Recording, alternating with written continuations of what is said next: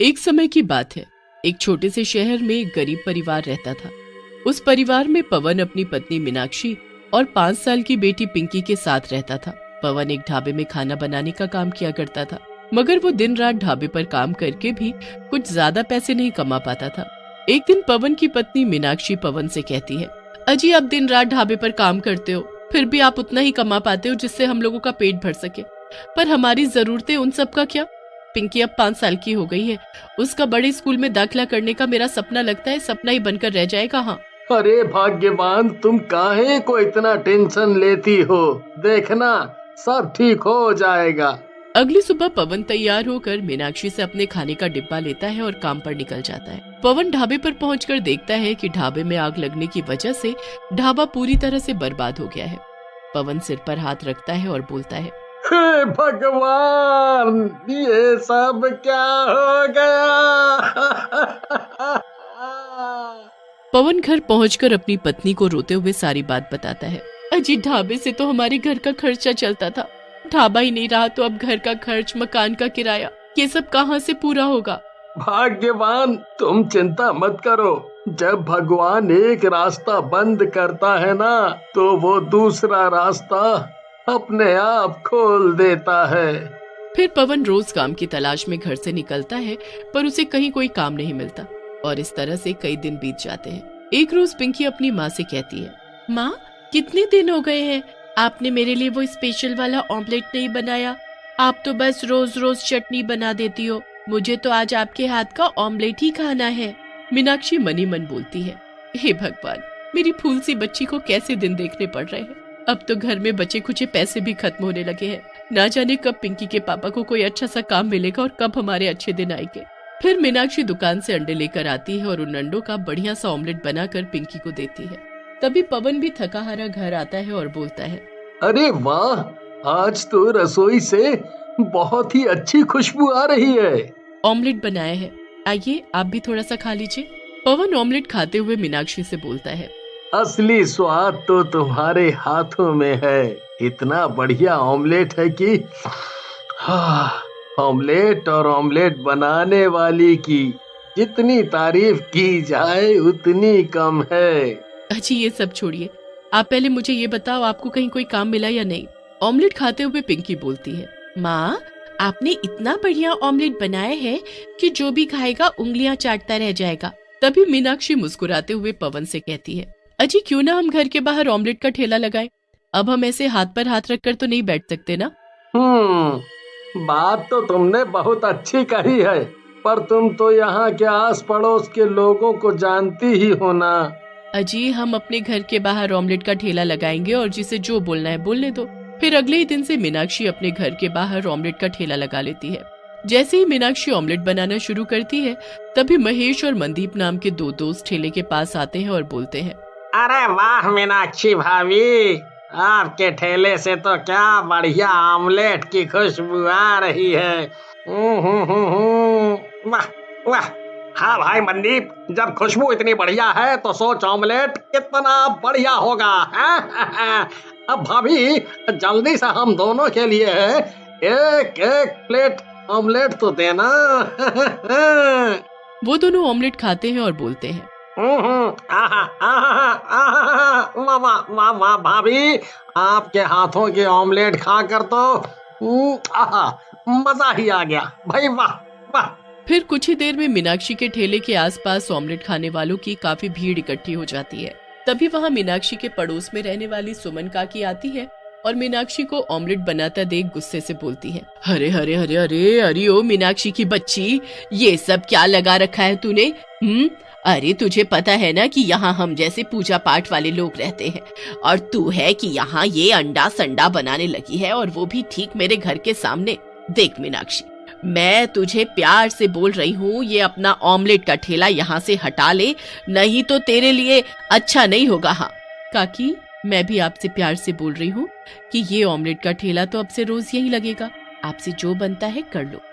अरे अरे अरे अरे अरे जरा देखो तो इस लड़की को मुझसे कैसे जुबान लड़ा रही है, तुझे तो मैं देख लूंगी। हाँ, ऐसा बोलकर काकी वहाँ से चली जाती है। कुछ देर में रात हो जाती है। पवन और मीनाक्षी ठेला बंद करके अपने घर के अंदर चले जाते हैं। तभी पवन मीनाक्षी से कहता है, भाग्यवान, मैंने तुम्हें कहा था ना कि हमारे पड़ोसी हमें ऑमलेट का ठेला लगाने के लिए मना करेंगे। अजी पड़ोसियों को मारो गोली। और ये देखो आज दिन भर की हमारी कमाई, एक ही दिन में हम लोगों ने कितने सारे पैसे कमा लिए हैं। अजी अब तो ये ऑमलेट का ठेला रोज लगेगा। अब आप उस काकी की चिंता ना करो, उसे तो मैं देख लूंगी। अब मीनाक्षी रोज घर के बाहर ऑमलेट बनाकर बेचने लगती है। मीनाक्षी के हाथों की बनी ऑमलेट खाने के लिए दूर दूर से लोग आने लगे थे और कुछ ही दिनों में मीनाक्षी के घर के हालात सुधरने लगे थे। मगर सुमन काकी रोज मीनाक्षी के ठेले के सामने खड़े होकर उसे बहुत जली कटी सुनाती थी और मीनाक्षी भी काकी को पलटकर जवाब देती थी। एक दिन काकी सुबह सुबह मीनाक्षी को हाथ में थैला ले जाते हुए देखती है। जरूर ये मीनाक्षी ऑमलेट बनाने का सामान लेने के लिए बाजार जा रही होगी। यही अच्छा मौका है इस मीनाक्षी को मजा चखाने का। जैसे ही मीनाक्षी नाले के पास से गुजर रही होती है, काकी पीछे से मीनाक्षी को धक्का देकर नाले में गिरा देती है। मीनाक्षी नाले में डूबने लगती है। काकी, तुमने मुझे पीछे से धक्का दिया, मैं तुम्हें छोड़ूंगी नहीं। अरे जा मर इस नाले में डूबकर, बहुत दुखी किया है तूने मुझे, मर जाके जा। नाले में डूबकर मीनाक्षी की मौत हो जाती है और वो एक चुड़ैल बन जाती है। इस काकी ने मुझे नाले में डुबोकर मार डाला, इसे तो मैं छोड़ूंगी नहीं। मीनाक्षी की मौत की खबर पवन को मिलती है तो पवन के पैरों तले जमीन खिसक जाती है। मीनाक्षी की मौत को कुछ दिन बीत जाते हैं। अपनी पत्नी की याद में पवन की हालत खराब होने लगती है और बेचारी पिंकी भी दिन रात रो रो कर अपनी माँ को याद करती रहती है। मीनाक्षी चुड़ैल के रूप में दूर खड़े होकर ये सब देख रही होती है। हे भगवान, क्या हालत हो गई है मेरी बच्ची की। ऐसा बोलकर मीनाक्षी अपनी छोटी बहन मीना के घर जाती है। अरे दैया रे, मर गई रे ये चुड़ैल, मेरे घर में कहां से आ गई रे। मीना, मैं हूँ मीनाक्षी, तुम्हारी बड़ी बहन। फिर चुड़ैल मीना को सारी बात बताती है। मीना, तुम ही हो जो मेरी मदद कर सकती हो। तुम चिंता मत करो दीदी, मैं उस काकी को तुम्हारी मौत की सजा जरूर दिलवाऊंगी और तुम जीजा जी और पिंकी की चिंता मत करो, अब से मैं उनका ध्यान रखूंगी। मीना, मैं तुम्हारे साथ रहूंगी और हाँ, तुम्हारे सिवा मुझे कोई और नहीं देख सकता। फिर मीना अपनी दीदी के घर जाती है। पिंकी अपनी मौसी को देखकर बहुत खुश होती है। मौसी, आप तो मुझे छोड़कर नहीं जाओगी ना? मौसी, मुझे ऑमलेट खाना है। मीना मन ही मन बोलती है, मुझे तो ऑमलेट बनाना आता ही नहीं। मीना, तुम चिंता मत करो, मैं तुम्हारे शरीर में प्रवेश कर लेती हूँ, जिससे तुम ज्यादा शक्तिशाली बन जाओगी और मेरी तरह ऑमलेट भी बना पाओगी। अब चुड़ैल की मदद से मीना पिंकी को बढ़िया सा ऑमलेट बनाकर खिलाती है और साथ ही अपने घर के बाहर फिर से ऑमलेट बनाना शुरू कर देती है। अब चुड़ैल मीना के शरीर में प्रवेश करके बढ़िया बढ़िया ऑमलेट बनाकर लोगों को खिलाने लगती है। तभी वहाँ काकी आती है। अरे अरे अरे, अब ये लड़की कहाँ से आ गई? कितनी मुश्किल से उस मीनाक्षी से पीछा छुड़ाया था, अब ये कहाँ से आकर यहाँ ऑमलेट बनाने लगी।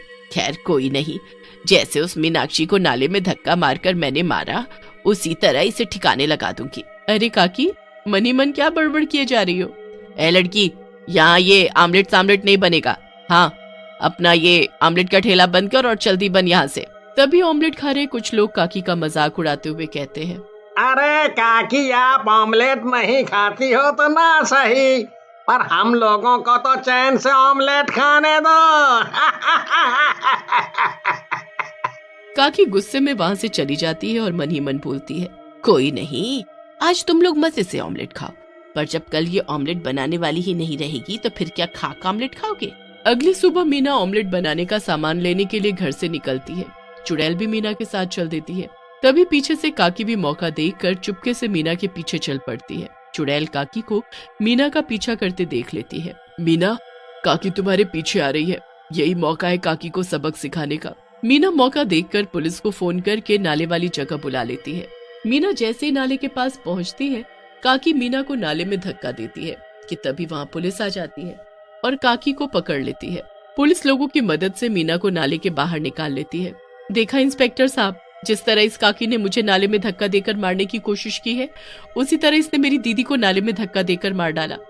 नहीं नहीं इंस्पेक्टर साहब, ये लड़की झूठ बोल रही है। तभी चुड़ैल सभी के सामने आ जाती है। चुड़ैल को देखकर सभी की सिट्टी पिट्टी गुम हो जाती है। चुड़ैल गुस्से से बोलती है, मैं चाहती तो इस काकी को पहले ही मार डालती, पर ऐसा करके मुझे न्याय नहीं मिलता। इंस्पेक्टर साहब, मैं मीनाक्षी हूँ, जैसे इसने मेरी बहन मीना को मारना चाहा, उसी तरह इसने मुझे मार डाला। मीनाक्षी की मौत के जुर्म में काकी को जेल हो जाती है। काकी को सजा मिलते ही चुड़ैल को मुक्ति मिल जाती है। मीना अब पवन और पिंकी के साथ ही रहने लगती है और रोज ऑमलेट का ठेला लगाने लगती है।